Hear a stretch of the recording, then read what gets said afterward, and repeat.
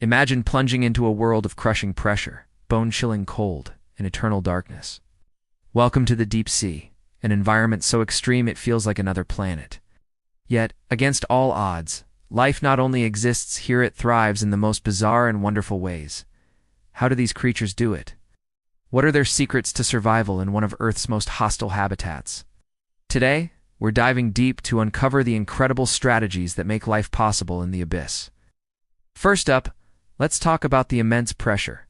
For every 10 meters you descend, the pressure increases by 1 atmosphere. Like the deepest parts of the ocean, like the Mariana Trench, the pressure is over 1,000 times what we experience at sea level. It's like having the weight of 50 jumbo jets stacked on top of you. So how do animals survive this? The key is that they don't have air-filled spaces like our lungs or swim bladders that would collapse. Their bodies are mostly water, which is nearly incompressible.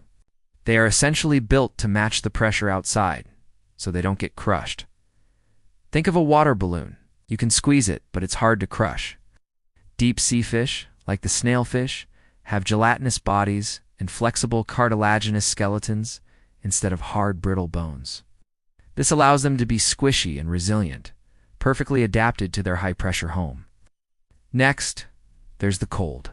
Below a certain depth, the ocean is a constant near-freezing temperature, usually between 2 and 4 degrees Celsius.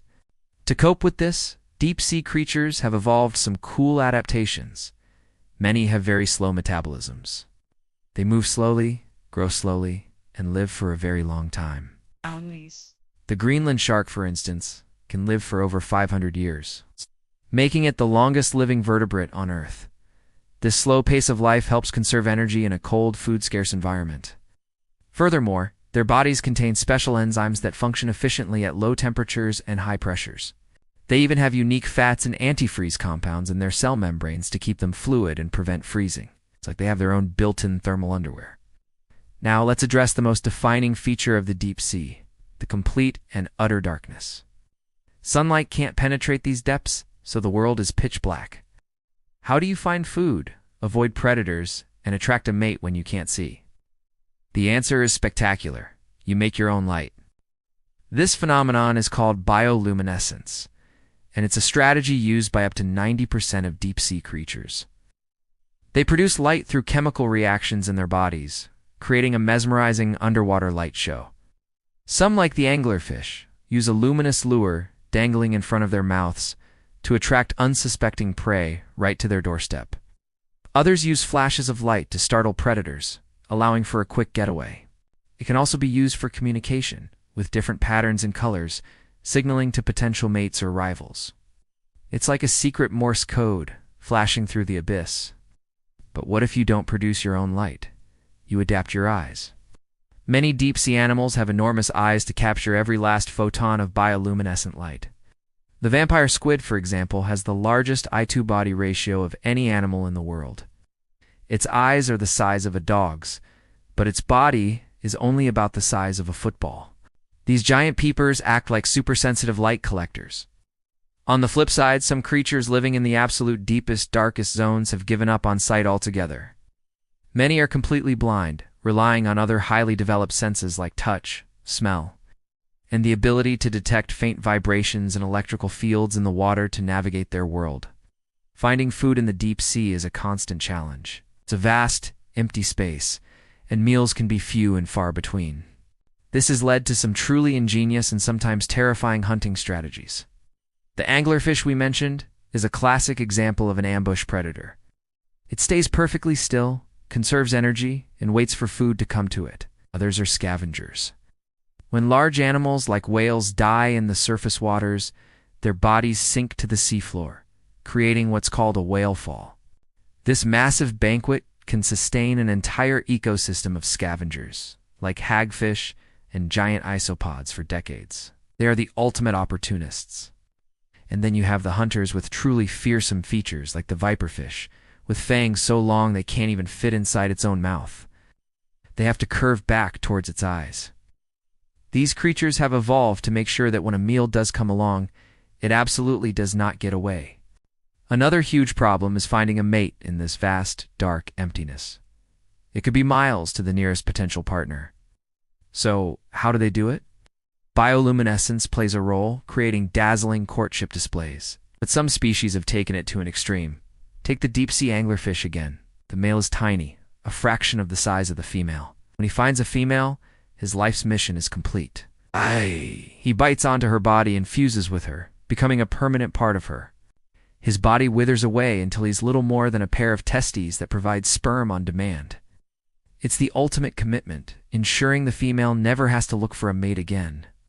It sounds strange to us, but it's a brilliantly effective solution to the problem of deep-sea dating.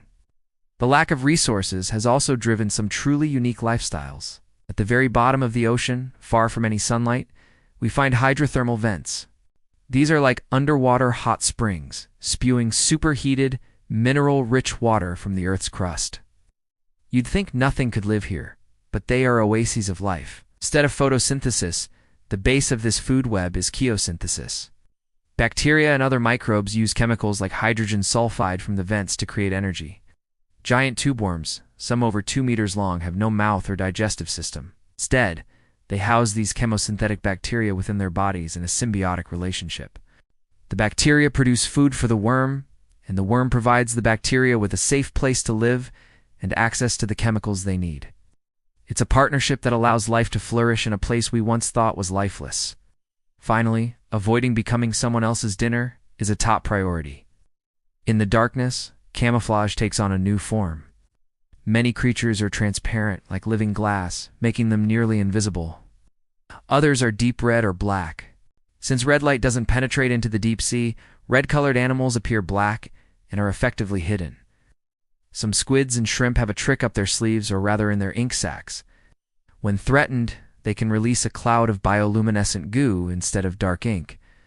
This glowing cloud dazzles and distracts a predator, giving the prey a chance to escape into the surrounding darkness. It's like a defensive firework display. From gelatinous bodies that defy pressure to glowing lures that attract prey, two males that fuse with their mates, the strategies for survival in the deep sea are a testament to the power of evolution. These creatures have adapted in the most mind-boggling ways to conquer an environment that is utterly alien to us. They remind us that life is tenacious, creative, and can be found in the most unexpected corners of our planet. The deep sea remains one of the last great frontiers of exploration, and every new dive reveals more secrets and more incredible creatures that challenge our understanding of what it means to be alive. Thanks for joining us on this deep dive into the abyss. If you were fascinated by these incredible survival stories, make sure to hit that like button and subscribe for more adventures into the unknown. Let us know in the comments which deep-sea creature you find the most amazing. See you next time.